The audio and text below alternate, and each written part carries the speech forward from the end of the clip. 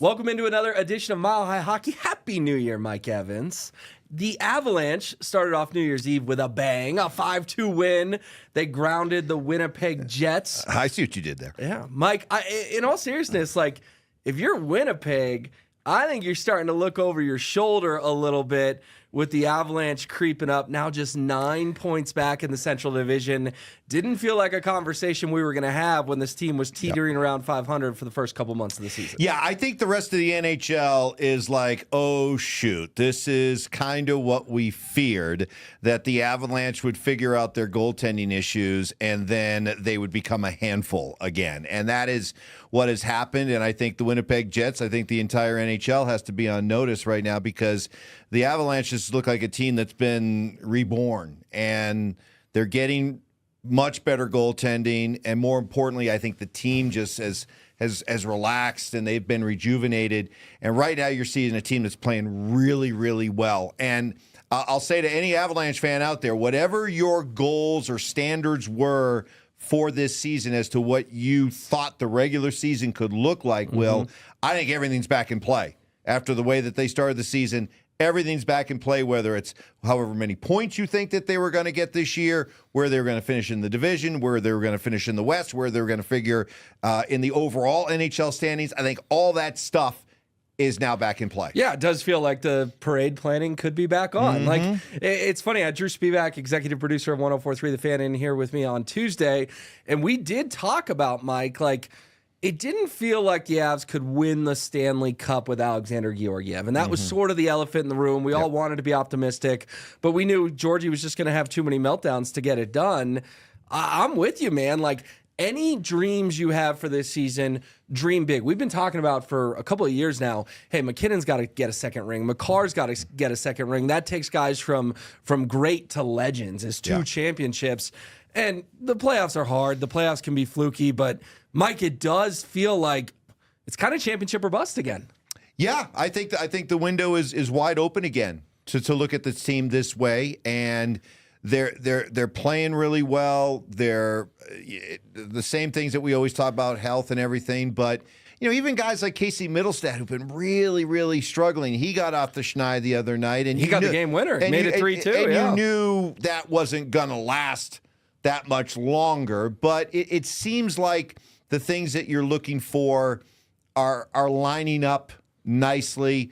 Val is gonna miss a little bit of time with what Jared Bednar said is a minor injury. So cross your fingers. It's Val. You never know. Right. But I think really the only question that's out there is Mikko. And what do you do with Mikko? You got three scenarios. One, you get him signed before the season's over. Two, you trade him because you don't think you're going to be able to re-sign him. Or three, you decide, hey, we don't think we're going to re-sign him, but we got a really good thing going on that we can only accomplish with him here.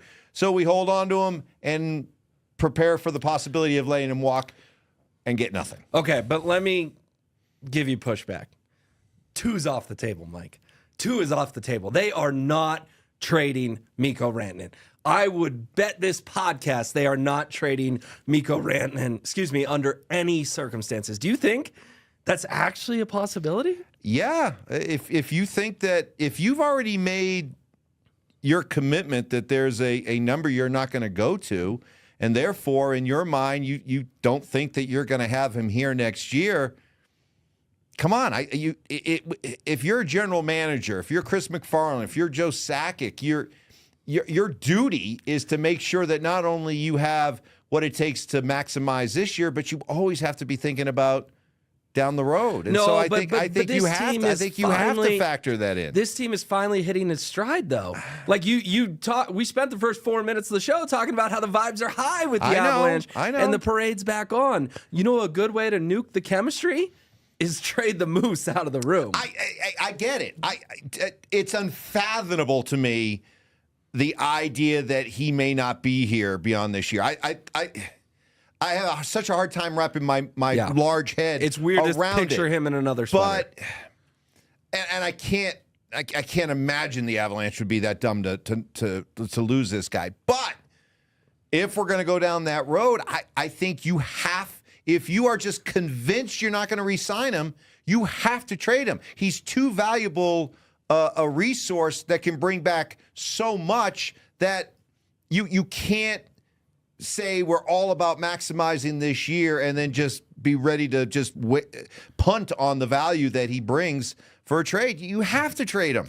Well, if he is going to wear a different sweater next year, hopefully he's doing it with 2 Stanley Cup rings on his finger, because that would make it. I think we can agree on that. Like, you'd hate to lose the guy, but if you lost him after a second ring, I would still. Mike, you're going to be doing your show from the parade at the Sheraton. I know that. Yeah, that would be worth it. That would be worth it. No, I'm going to push back on that. You would trade him instead of take a second championship with him. Because if you trade him and you don't win a championship, the hypothetical is you keep him, you win a cup, and then he walks. I'm doing that deal all day, every day. Championships are so hard, Mike. They're so valuable. Hard, but you tell me he's going to be here, and I think you now can talk about more than 2. Right, you could, but I'm saying. But if you trade him, I think you're almost like putting your cap at 2. Oh, man, I don't know. You're looking for a dynasty. I'm looking for a second one. Yeah. All right. We'll table this. Let's do some house cleaning. Okay. Nathan MacKinnon wins first star of the month in the NHL in December. It's the 5th time in his career he's won this award. I wrote this story yesterday for DenverSports.com, and it got me thinking, Mike. I mean, Nathan MacKinnon is just walking, skating right into the Hockey Hall of Fame. Oh. We need to be appreciating this man in the moment. It's funny you say that, because we were talking about this on the radio show today in the wake of another brilliant Nikola Jokic performance, and the idea that, man, if you're an NBA MVP voter, the only reason you're not voting for Nikola Jokic again as an MVP is just because, I don't know, you got fatigue. Jokic fatigue, yeah. But Nathan MacKinnon's leading the league in scoring again right now. And kind of quietly, he's going about putting up another MVP-type season, Hart Trophy-type season. And maybe the reason why we weren't talking about it as much was because we were so focused on the goaltending and the slow start for the Avs.